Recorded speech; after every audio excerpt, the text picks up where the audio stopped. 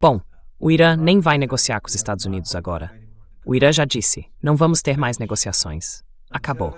Até que os Estados Unidos cumpram suas obrigações, não vai haver negociação nenhuma, muito menos um acordo. É o Irã que é responsável por normalizar o tráfego marítimo no Estreito de Hormuz. O Irã e só o Irã. Depois disso, os iranianos e o governo de Omã podem negociar sobre o futuro. Não há nenhuma menção aos Estados Unidos. Então, o que os Estados Unidos fazem? Eles abrem o próprio corredor deles pelo estreito, enquanto o Irã é quem tem a responsabilidade pela normalização. E o Irã sabe por que os Estados Unidos querem fazer isso, porque estão fazendo isso. Eles querem enfraquecer a autoridade do Irã e, com isso, reduzir o poder de negociação do país.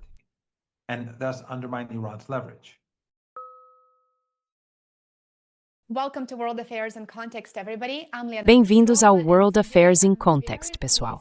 Eu sou a Lena Petrova e hoje tenho o prazer de receber de volta ao programa o Dr. Seyed Mohammad Marandi. O professor Marandi é acadêmico, comentarista político e também participou das negociações nucleares entre os Estados Unidos e o Irã, que levaram à assinatura do acordo conhecido como JJCPOA, lá em 2015. Ele é um comentarista muito ativo e uma grande referência quando se trata dos acontecimentos atuais no Irã e das negociações e relações entre os Estados Unidos e o Irã em geral. Professor Marandi, seja bem-vindo de volta ao programa, é um prazer enorme revê-lo. Muito obrigado pelo convite. É sempre um grande prazer participar do seu programa. Igualmente, é um prazer ter você aqui. E há tanta coisa para a gente conversar. Os Estados Unidos e o Irã, claro, assinaram o que muitos viram como um acordo temporário para reduzir as tensões. Mas os ataques militares voltaram. No dia 10 de julho, eu notei que o Trump postou no Truth Social e declarou o fim do cessar-fogo, enquanto autoridades americanas, ao mesmo tempo, insistem que as conversas diplomáticas continuam. Você acredita que o memorando de entendimento entre os Estados Unidos e o Irã ainda é viável ou ele já se desfez na prática?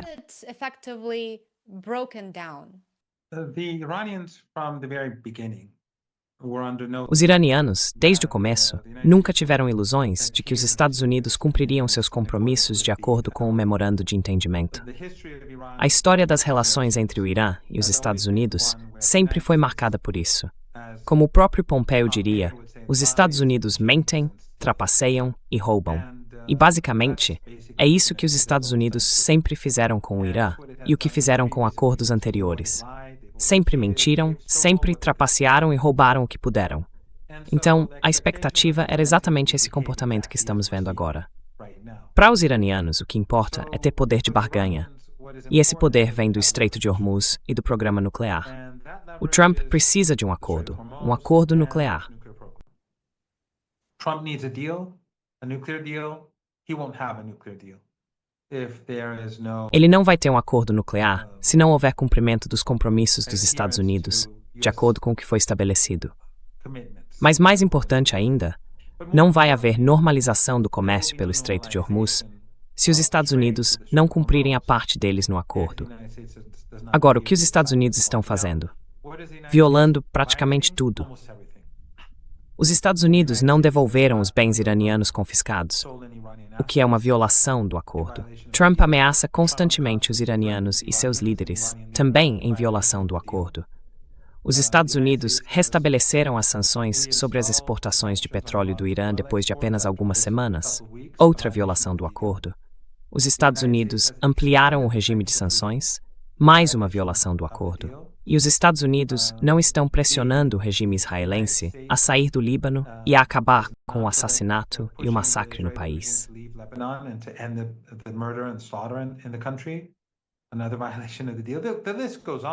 Mais uma violação do acordo. A lista só aumenta. E claro, a violação com a qual estamos lidando é no Estreito de Hormuz. De acordo com o artigo 5 do Memorando de Entendimento, é o Irã que é responsável por normalizar o tráfego marítimo no Estreito de Hormuz. O Irã e somente o Irã. Depois disso, os iranianos e o governo de Omã podem negociar sobre o futuro. Não há nenhuma menção aos Estados Unidos. Então, o que os Estados Unidos fazem? Eles abrem o próprio corredor deles pelo estreito, enquanto o Irã é quem deveria cuidar da normalização. E o Irã sabe por que os Estados Unidos querem fazer isso, sabe o motivo. Eles querem enfraquecer a autoridade do Irã e, com isso, reduzir a influência do país. Ou seja, os Estados Unidos estão violando todos os outros pontos do acordo e tentando minar o poder de negociação do Irã.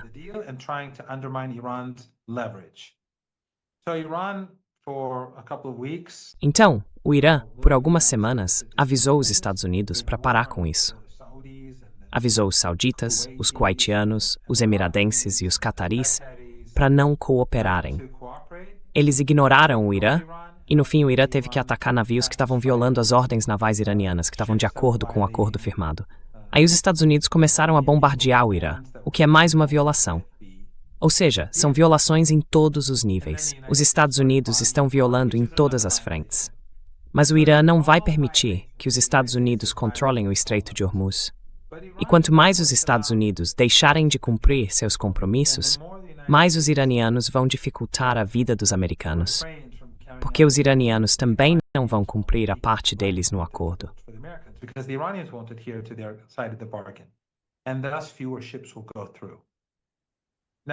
E por isso, menos navios vão passar por lá.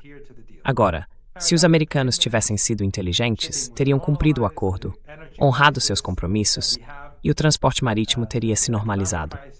A crise de energia que enfrentamos, a crise econômica que está se aproximando, tudo isso poderia ter sido tratado de um jeito que levasse com sorte a uma situação mais estável para a economia global nos próximos meses e talvez daqui a um ano, a normalização. Mas, por causa das ações dele, do Trump, e provavelmente sob pressão do lobby sionista, na verdade, com certeza sob pressão do lobby sionista e do regime israelense, o número de navios que saem do Estreito de Hormuz está diminuindo, porque esse conflito está tornando o Estreito de Hormuz menos seguro.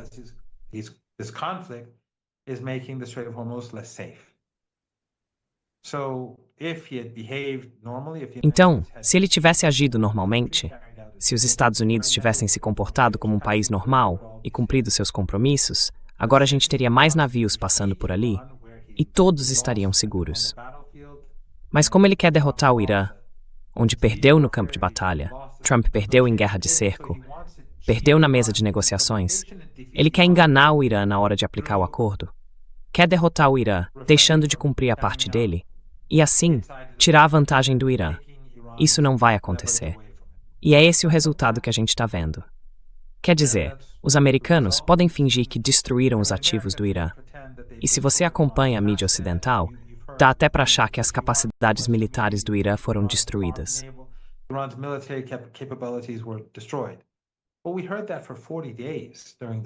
Bom, a gente ouviu isso por 40 dias durante a guerra. E no fim das contas, os Estados Unidos tiveram que aceitar a derrota. Então ninguém deveria levar essa propaganda a sério. A verdade é que a maioria dos principais ativos do Irã está bem fundo no subsolo, enquanto os ativos americanos não estão.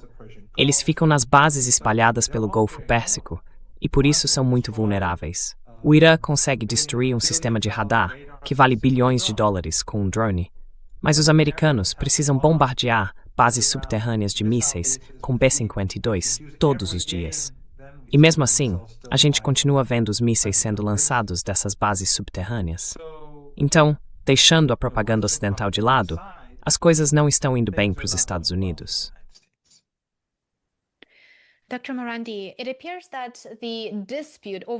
Dr. Morandi, parece que a disputa sobre a taxa de serviço proposta pelo Irã no Estreito de Hormuz é um dos pontos centrais.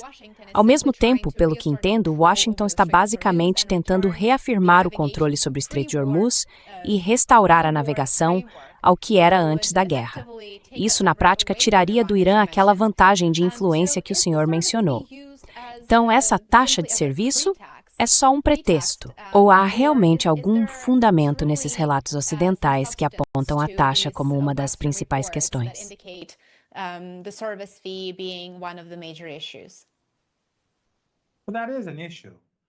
Bom, isso é um problema.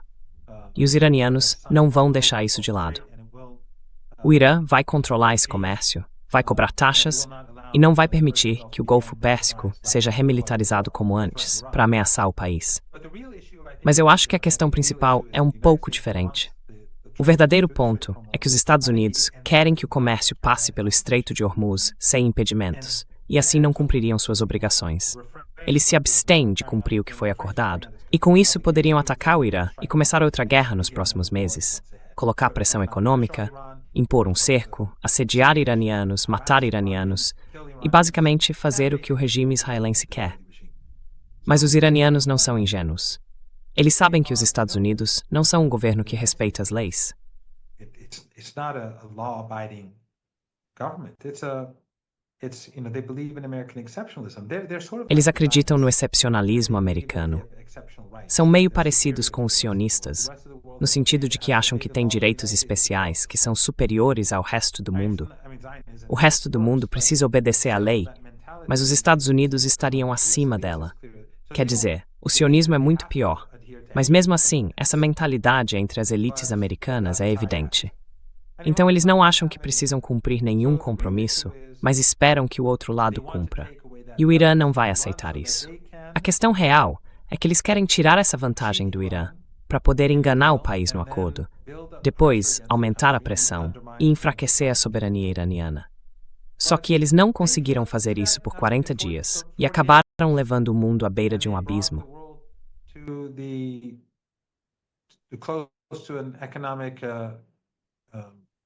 A economia global está à beira de um precipício. E a gente ainda não se afastou de verdade desse precipício. Então, se os Estados Unidos começarem outra guerra, não vai levar 4 meses para a gente chegar lá de novo.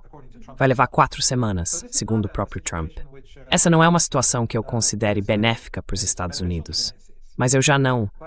Eu costumava, quando era mais jovem, pensar nas ações do Ocidente em termos de racionalidade. Com o tempo, cheguei à conclusão de que os governos ocidentais estão entre os mais irracionais do mundo.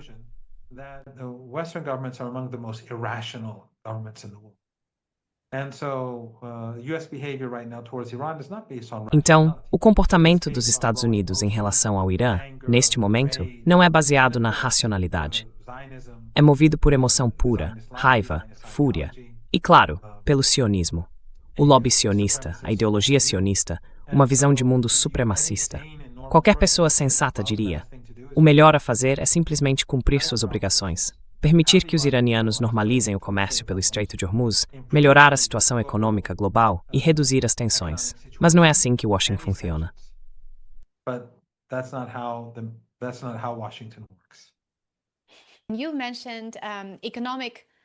Você mencionou as consequências econômicas de fechar ou restringir a navegação pelo Estreito de Hormuz. E eu queria saber a sua opinião sobre o seguinte: os relatórios mais recentes da Agência de Energia dos Estados Unidos indicam que a reserva de petróleo do país está no nível mais baixo dos últimos 40 anos. E está claro, como você mesmo apontou, que uma nova grande interrupção no Estreito de Hormuz custaria caro ao governo Trump em termos de prejuízo econômico, especialmente às vésperas das eleições de meio de mandato. Por que você acredita que Trump está dobrando a aposta nessa postura agressiva em relação ao Irã, em vez de usar a saída diplomática que o memorando de entendimento basicamente oferece a ele? O que está motivando isso? É claramente irracional. Isso vai prejudicar milhões de pessoas aqui nos Estados Unidos porque os preços vão subir e a reserva de petróleo está no nível mais baixo da história. Então, por que ele insiste nessa postura agressiva, apesar de todos esses fatos, de todos esses sinais de alerta neste momento?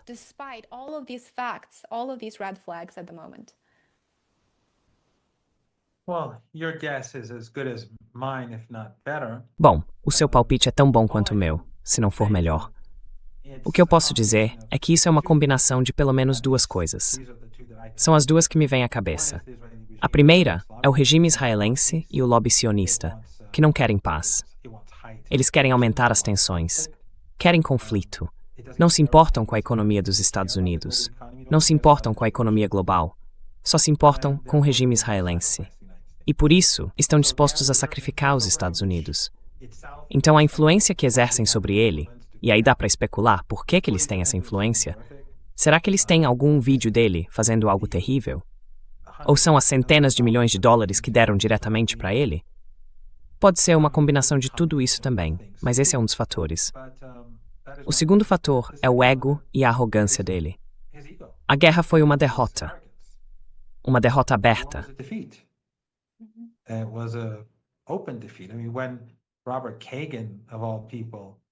Quer dizer, quando Robert Kagan, logo ele, diz que essa foi a maior derrota dos Estados Unidos de todos os tempos, literalmente em termos militares, isso mostra o quão grave é a situação. Os Estados Unidos foram duramente, mas duramente derrotados no campo de batalha e também em guerra de cerco. E agora, ele empurrou a economia para a beira do abismo. Pelas próprias palavras dele, quando foi criticado pelo memorando de entendimento por todos os diferentes grupos políticos nos Estados Unidos, ele disse que estávamos há 4 semanas de ficar sem energia. Quer dizer, não é exatamente algo inteligente de se dizer, mas ele disse, imagino que para tentar calar os críticos. Claro, alguém poderia perguntar, bom, por que você fez isso em primeiro lugar, a ponto de nos colocar numa situação tão terrível? Mas isso já é outra questão. Então, eu acho que ele não consegue fazer o que é certo, porque está sendo forçado a seguir numa direção diferente. E ele também sente que seria humilhado.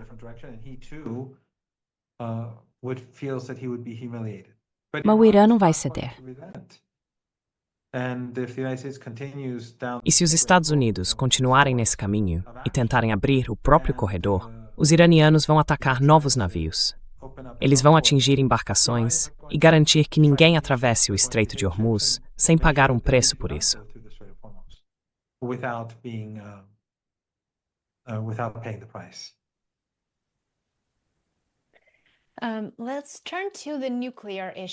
Vamos falar sobre a questão nuclear. O governo Trump vinculou novas negociações ao fato de o Irã atender às exigências dos Estados Unidos em relação ao seu estoque de urânio enriquecido. Eu tinha a impressão de que o tema nuclear seria negociado em fases posteriores do processo. Você pode explicar para a gente esse ponto específico? E qual é a posição do Irã em relação às exigências nucleares neste momento?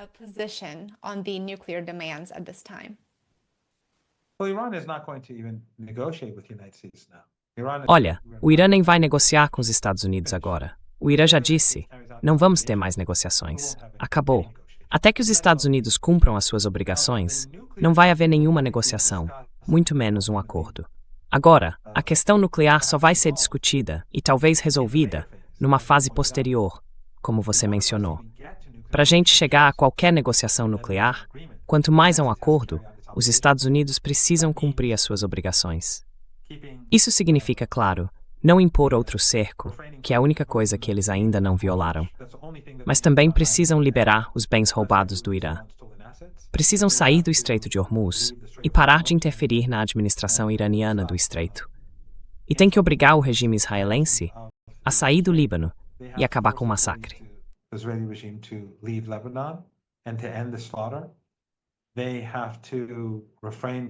Eles precisam parar de ameaçar os oficiais iranianos e o povo do Irã. Isso faz parte do memorando de entendimento.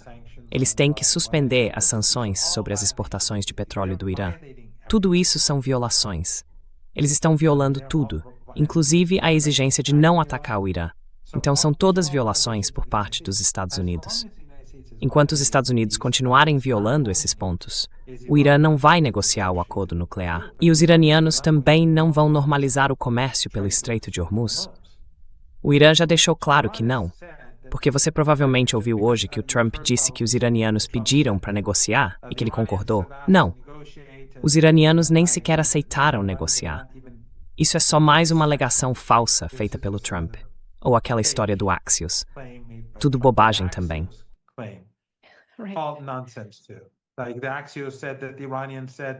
A Axios disse que os iranianos afirmaram que uma facção dentro do Irã estava por trás disso, mas não foi nada disso. Não. Os iranianos atacaram aqueles navios por decisão do Conselho Supremo de Segurança Nacional, ou seja, do próprio Estado. A Guarda Revolucionária, o Exército, não tem autonomia para simplesmente sair disparando mísseis. Eles fazem o que o Estado determina. Então, essa história da Axios, sobre elementos rebeldes ou divisões dentro do país, é pura bobagem. Os iranianos não pediram desculpas aos Estados Unidos. Eles mandaram um recado claro para os americanos e para os regimes do Golfo Pérsico ao atacar aqueles navios, porque já tinham avisado para não fazerem isso. Mas insistiram em usar o corredor americano, desrespeitando o aviso. Então, os iranianos estavam mandando uma mensagem para os Estados Unidos e também para esses países. Parem de usar aquele corredor.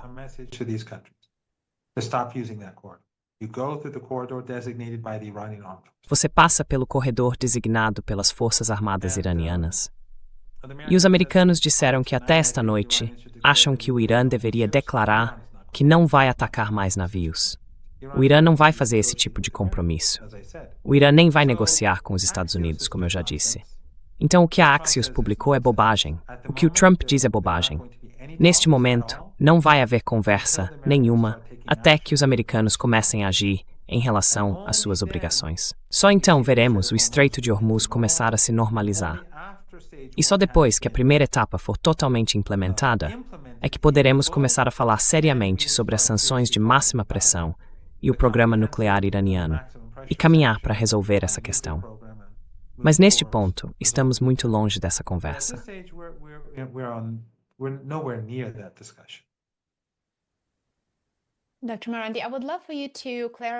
Dr. Marandi, eu gostaria muito que o senhor explicasse um pouco a dinâmica política interna do Irã neste momento. Pelo que eu entendo, há diferenças entre os dirigentes iranianos.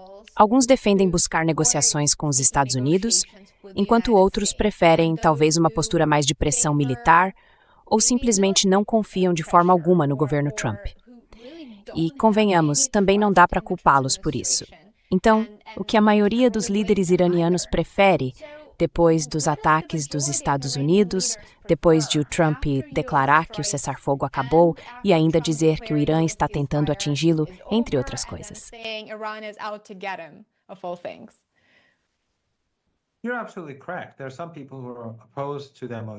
Você está absolutamente certo. Tem gente que é contra o memorando de entendimento. Dizem que o Irã foi flexível demais, e eles têm bons argumentos para isso. E tem outros que acham que esse acordo tem garantias suficientes para impedir que os americanos enganem o Irã. Ou seja, por exemplo, no Estreito de Hormuz, como os americanos estão violando o acordo, os iranianos não estão permitindo que passem navios em grande número.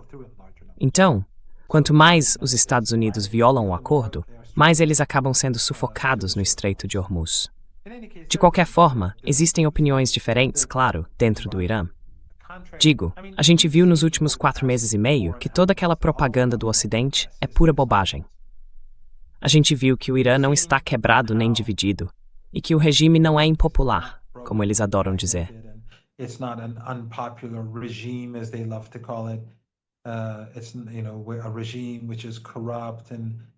É um regime corrupto, incapaz de se autogovernar, impopular e frágil como um castelo de cartas. A gente ouve isso há décadas. E claro, eu sempre disse que isso é bobagem.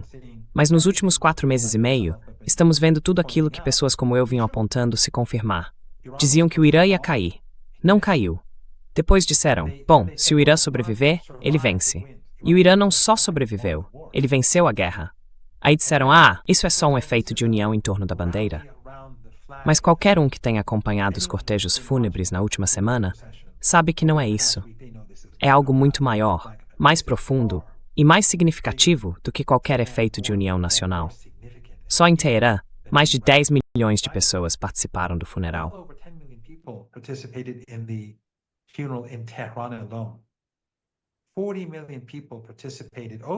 40 milhões de pessoas participaram, mais de 40 milhões em diferentes cidades.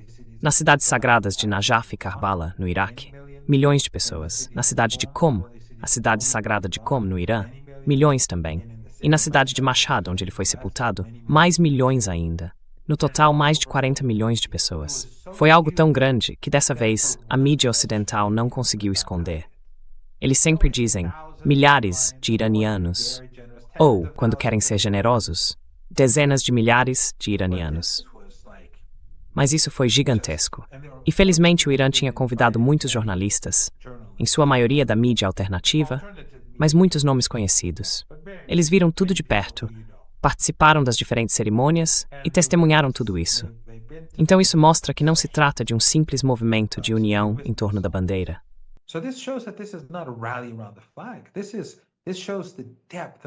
Isso mostra a profundidade do apoio dos iranianos à República Islâmica. Mostra o grau de legitimidade popular aos olhos do povo iraniano, algo que o Ocidente não tem.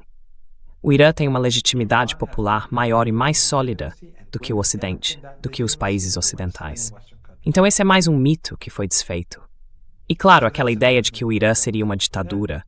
Nós temos debates no Irã. O país é muito mais aberto do que qualquer outro da nossa região, que seja aliado dos Estados Unidos, e está se tornando cada vez mais aberto do que o próprio Ocidente. No Ocidente você pode ter problemas só por falar sobre Israel, especialmente na Europa. Então sim, nós temos esses debates, e eles são normais, são debates saudáveis e necessários.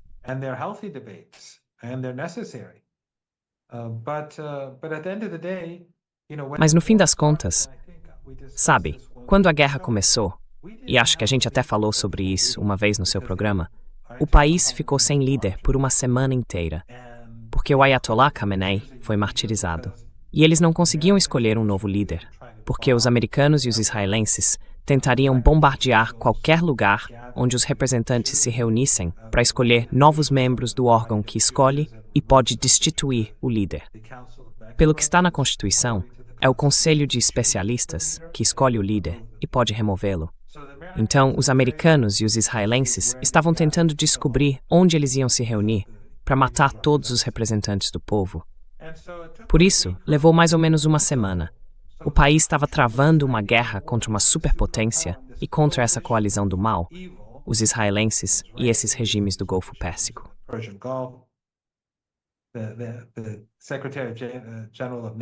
O secretário-geral da OTAN admitiu que a aliança fez parte disso, enquanto bajulava o Trump. Então eles estavam enfrentando essa enorme coalizão, com o país sob sanções de máxima pressão, aliás. E por uma semana, lutaram sem um líder. Quer dizer, de acordo com a Constituição, havia um conselho de liderança provisório, o presidente, o chefe do judiciário e o representante do conselho guardião. Mas, convenhamos, isso não é liderança de verdade. Era só uma transição de poder. Então, por uma semana, nós lutamos contra a superpotência e sua coalizão sem um líder. E isso mostra como o povo iraniano é firme. Eles mantiveram o país unido naquele momento de crise.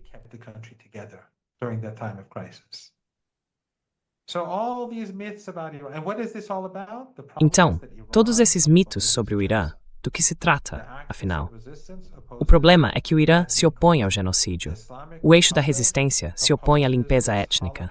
A República Islâmica se opõe a esse holocausto em andamento em Gaza, e, claro, aos ataques genocidas contra o Líbano.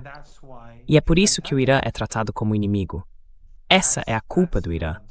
Nos últimos 4 meses e meio, todos esses mitos sobre o Irã foram completamente desmontados. As pessoas começaram a se perguntar: se o Irã é mesmo esse regime maligno de que ouvimos falar há tantos anos, então por que é justamente o Irã e seus aliados que estão se opondo ao genocídio, enquanto todo o resto do mundo ou apoia, ou se cala, ou é cúmplice?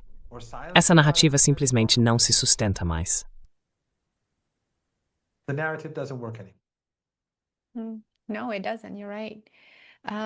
Não, não mesmo. Você tem razão. Você mencionou várias questões regionais que eu adoraria explorar um pouco mais. Talvez a gente possa começar com uma pergunta rápida sobre a cúpula da OTAN em Ankara. Então, o Trump pareceu concordar em vender caças americanos, os F-35, para a Turquia. Pois é, e há relatos de que o Erdogan estaria planejando vender os sistemas russos S-400 para conseguir comprar os F-35.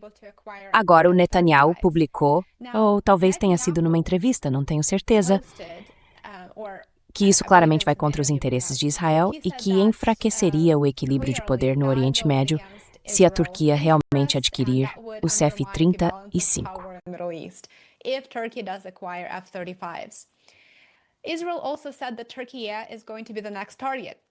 Israel também disse que a Turquia vai ser o próximo alvo depois do Irã. Mas, ao mesmo tempo, a gente sabe que o Erdogan continua vendendo petróleo para o Netanyahu. Existem muitos interesses em conflito, mas eu acho que tem uma dinâmica bem interessante se desenrolando e que está ficando difícil de ignorar. Você poderia comentar sobre o papel da Turquia e de Israel nessa mudança de poder ou nesse descompasso de interesses no Oriente Médio? E como isso afeta as relações entre os Estados Unidos e as tentativas de diplomacia?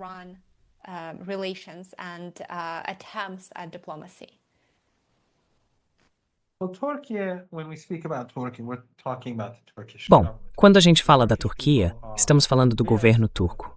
O povo turco é muito solidário aos palestinos. De acordo com as pesquisas, o apoio é altíssimo, quer dizer, o mundo todo apoia a Palestina. Mas a Turquia é um daqueles países onde o apoio passa de 90%. É tipo 98%, algo muito, muito alto. É quase universal. Mas o governo turco não é amigo da Palestina. Ele usa palavras vazias, slogans, mas coopera com o regime israelense. Sempre cooperou com Israel. Durante o genocídio, eles estavam transportando petróleo para Netanyahu. E nessa crise de energia, continuaram levando petróleo barato de Baku para Netanyahu.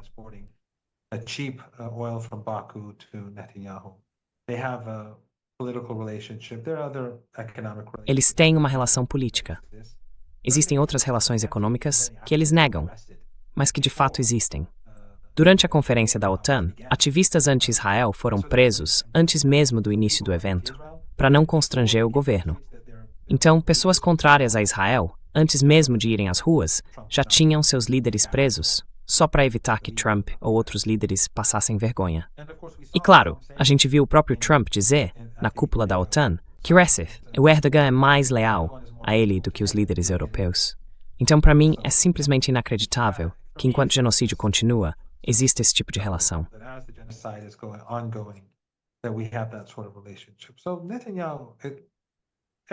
Então, o Erdogan não representa nenhuma ameaça para Israel. E o Netanyahu quer fazer parecer que todo mundo é uma ameaça, porque ele quer o mesmo tipo de poder. Ele quer estar o tempo todo, sabe, envolvido em todas essas guerras, mas isso está destruindo Israel. O mundo hoje odeia o regime. Ele mesmo se deslegitimou aos olhos da comunidade internacional. As pessoas acordaram para a natureza do sionismo. Mas o Netanyahu não se importa com Israel. Ele se importa com o próprio Netanyahu. E os parceiros de coalizão dele são fanáticos. Gente que não é muito equilibrada. A Turquia não tem nenhuma intenção de atacar Israel. E a gente vê isso na Síria. A Turquia trabalhou junto com Israel para destruir a Síria, para destruir o país.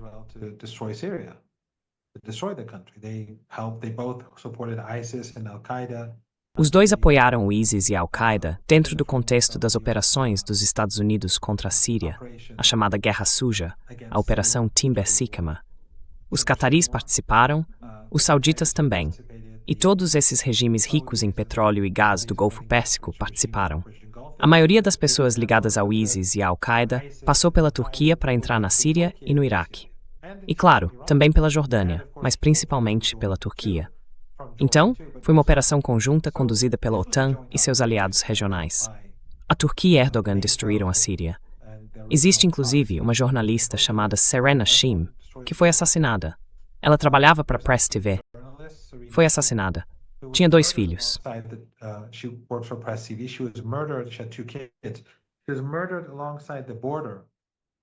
Ela foi assassinada na fronteira entre a Turquia e a Síria, enquanto fazia uma reportagem sobre como caminhões da Organização Mundial de Alimentos estavam sendo usados para transportar tropas e munição da Turquia para dentro da Síria. Depois disso, a inteligência turca disse que ela era uma agente de espionagem.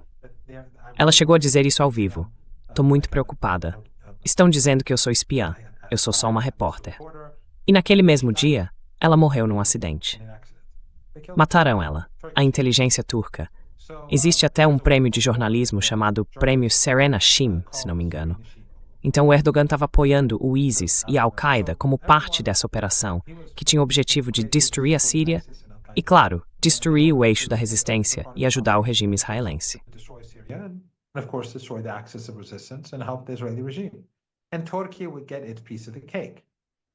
E a Turquia ficaria com a sua parte do bolo. E a gente vê o Jolani também. Quer dizer, o Jolani se encontrou com o Trump, e o Trump, bem na frente dele, disse: "Eu dei as colinas de Golã." O nome do cara é Jolani, e ele não disse nada.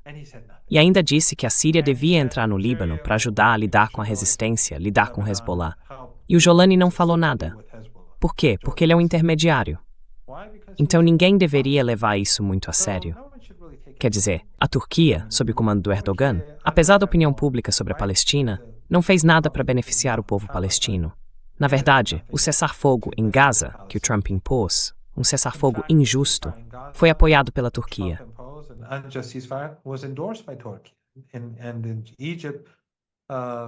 E no Egito, o Trump também disse que o Erdogan sempre estava lá quando ele precisava.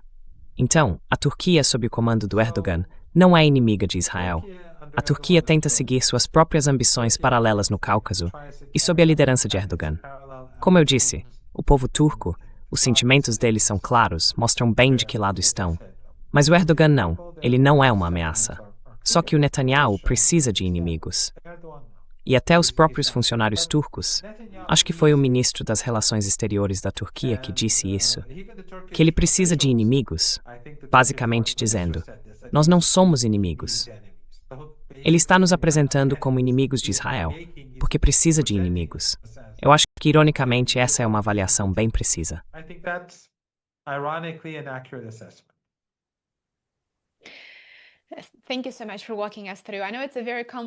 Muito obrigado por nos explicar tudo isso.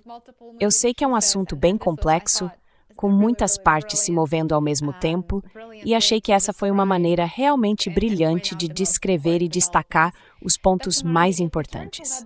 Dr. Morandi, se a gente olhar rapidamente para o Líbano, é claro que o cessar-fogo tem sido um dos pedidos, uma das exigências do Irã já há alguns meses. Quais são as suas impressões sobre os acontecimentos mais recentes no Líbano e sobre a capacidade ou a disposição de Washington em atender também a essa exigência? To address that requirement as well. Well, the Iranians have said that, as we discussed earlier, Bom, os iranianos já disseram que, como a gente comentou antes, se os Estados Unidos não cumprirem os compromissos do memorando de entendimento, o Irã também não vai cumprir os seus. E o primeiro ponto desse memorando é o Líbano. O artigo 1 trata do Líbano. O regime israelense precisa se retirar e parar com as mortes. É isso. O Irã não vai avançar com o memorando enquanto essa questão não for resolvida. Não vai haver normalização no Estreito de Hormuz enquanto a ocupação continuar. É bem simples. Então, se o Trump quiser destruir a economia global, se ele quiser arrastar a economia mundial para baixo, esse é o caminho. Permitir que o regime israelense cometa genocídio no Líbano e continue ocupando o país.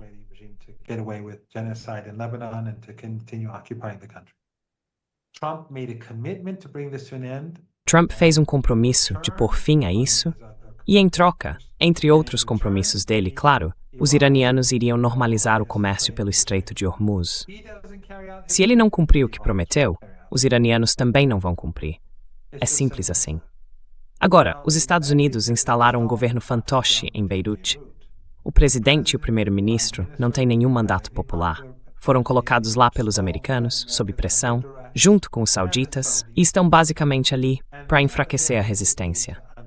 E ainda fizeram um memorando de entendimento com o regime israelense, praticamente entregando o sul do Líbano, reduzindo mortes e destruição causadas pelos israelenses.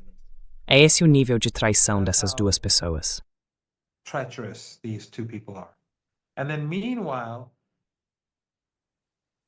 Enquanto isso, na Síria, sob o comando de Jolani, eles bloquearam a fronteira entre a Síria e o Líbano para impedir que o Irã contrabandeasse ajuda para a resistência. Então a resistência em Beirute está cercada por Beirute, por Jolani, pelo ISIS, pela Al-Qaeda, pelos aliados dos Estados Unidos e, claro, pelos israelenses. Mesmo assim, eles travaram uma guerra impressionante e conseguiram atingir os israelenses, apesar de estarem cercados, o que eu acho realmente surpreendente. Mas os iranianos estão dizendo o seguinte: se essa ocupação não acabar, a economia global vai desabar, porque eles não vão normalizar o comércio pelo estreito. E claro, também não vai haver acordo nuclear, nem negociações nucleares. Ou seja, o Irã tem poder de pressão. E se o regime israelense começar a violar cada vez mais o cessar-fogo e matar mais pessoas, então o Irã vai, sem dúvida, atacar o regime israelense.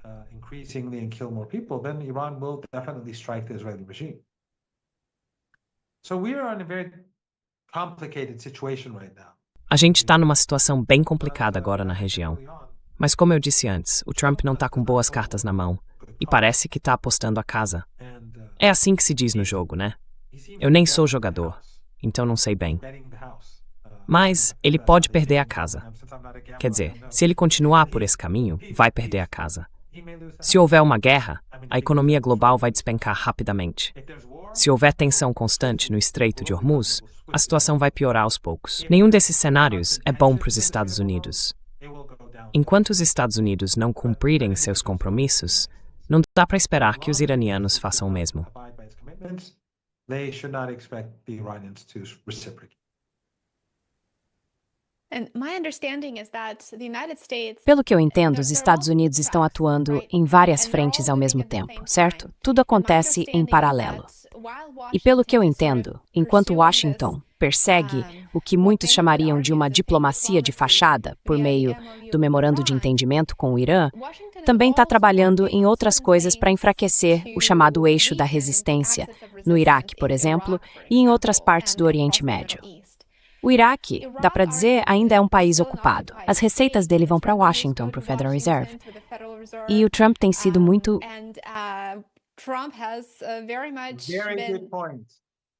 Ótimo ponto. Ótimo ponto. As pessoas não sabem disso. As pessoas não sabem disso. E eu acho que foi muito a riqueza do Iraque. Quando o Iraque vende o seu petróleo, o dinheiro vai para os Estados Unidos, para uma conta bancária americana, e é o governo dos Estados Unidos que decide quanto vai repassar para o governo iraquiano.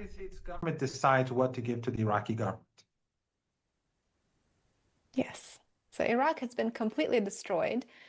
Sim. Então, o Iraque foi completamente destruído, e a receita vinda dos seus recursos naturais está sendo entregue a Washington, que decide o que fazer com esse dinheiro. Esse seria um tema fascinante para outro vídeo, acho, só para jogar luz sobre essa questão específica.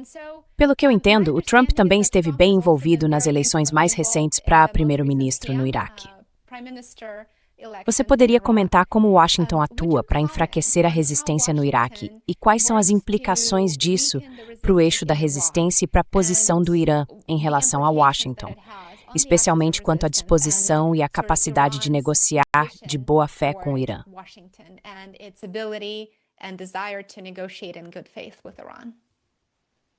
So, in the recent parliamentary elections in Iraq, Nas eleições parlamentares recentes no Iraque, os apoiadores da resistência tiveram uma grande vitória. Já os grupos apoiados pelos Estados Unidos, pela Turquia, por Israel, pela Arábia Saudita e pelo Catar, todos juntos, fracassaram. Então, os apoiadores da resistência escolheram o Sr. Maliki como candidato ao cargo de primeiro-ministro. E os Estados Unidos ameaçaram o Iraque, dizendo: "Vamos sufocar sua economia se ele for nomeado primeiro-ministro." E veja, a diferença entre o Irã e os Estados Unidos é que os Estados Unidos pegam o dinheiro do Iraque e não devolvem. O Irã vende eletricidade e gás natural para o Iraque, mas por causa das sanções, os americanos não permitem que os iraquianos paguem por esse gás e por essa eletricidade.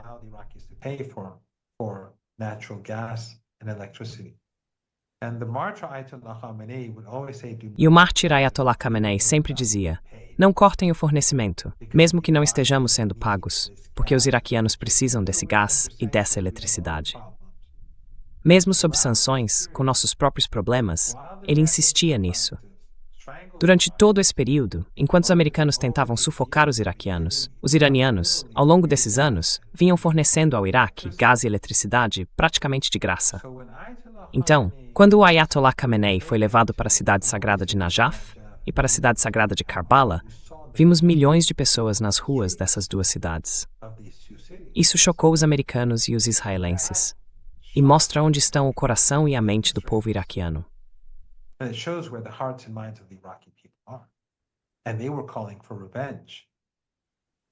E eles estavam pedindo vingança. E as emoções que mostravam, quer dizer, não era só que havia milhões de pessoas, é que fazia uns 10 graus a mais nessas cidades do que no Irã. E já era muito quente no Irã. Muito quente, muito difícil. Então imagina como estava no Iraque. Mas isso mostra a conexão.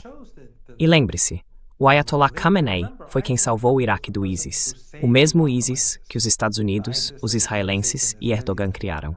Eles invadiram o Iraque e quase tomaram Bagdá. Aí o Irã enviou o general Soleimani. o Hezbollah mandou seus oficiais para treinar soldados iraquianos, forças de mobilização popular, voluntários, para lutar junto com o exército iraquiano e o general.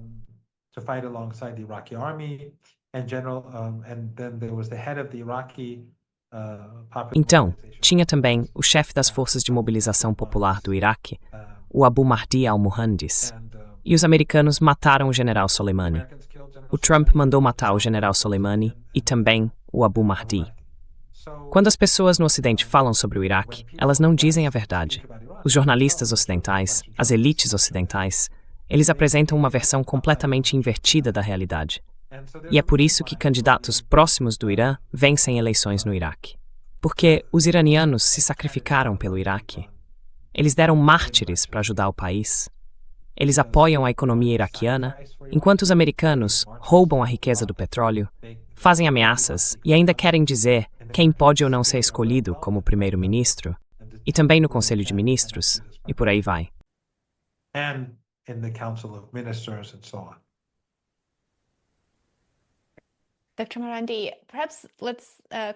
Dr. Morandi, talvez a gente possa encerrar com uma pergunta mais ampla. Se o governo Trump se recusar a negociar de boa fé e o Irã, como Estado soberano, se recusar a servir aos interesses de Washington, que opções restam neste momento? Parece que a diplomacia já teve várias chances, mas acaba fracassando todas as vezes. O que devemos esperar agora, no curto prazo, em relação ao memorando de entendimento, ao cessar-fogo e à capacidade do Irã de superar os desafios impostos pelo governo Trump para realmente avançar rumo a um acordo diplomático?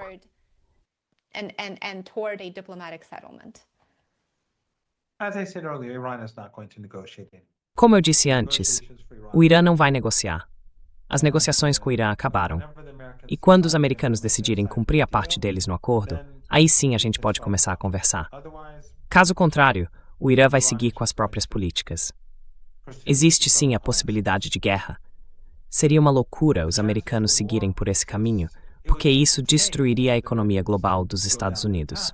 Mas, sabe como é? Tem o lobby sionista, o regime israelense, tem o ego do Trump. E quem sabe o que eles têm sobre ele? Não estou dizendo que tem alguma coisa, mas enfim, o nome dele aparece nos arquivos do Epstein. Não sei, parece que o nome dele está lá umas 10.000 vezes ou algo assim. Não sei, umas 10.000 vezes de qualquer forma.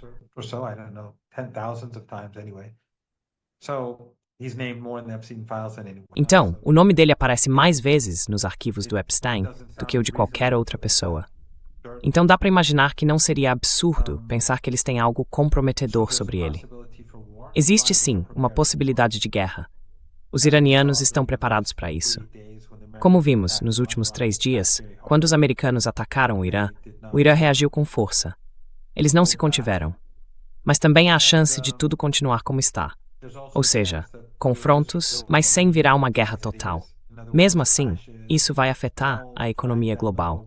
Talvez não de forma tão imediata quanto uma guerra, mas vai derrubar a economia, e seria desastroso para as eleições de meio de mandato do Trump também. Existe a possibilidade de o Trump mudar de ideia e implementar o acordo. Mas olha, eu não sou de fazer apostas, ainda bem. E mesmo assim, eu não apostaria nisso.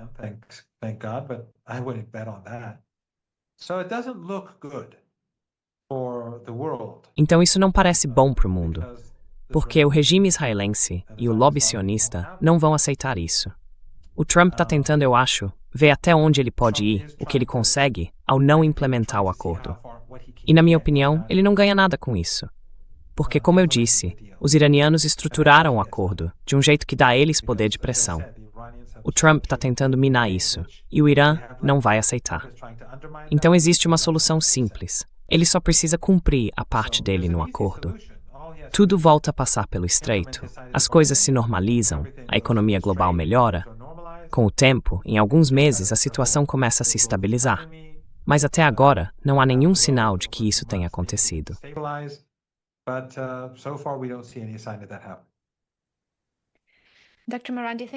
Dr. Morandi, muito obrigado por participar e por essa conversa tão interessante.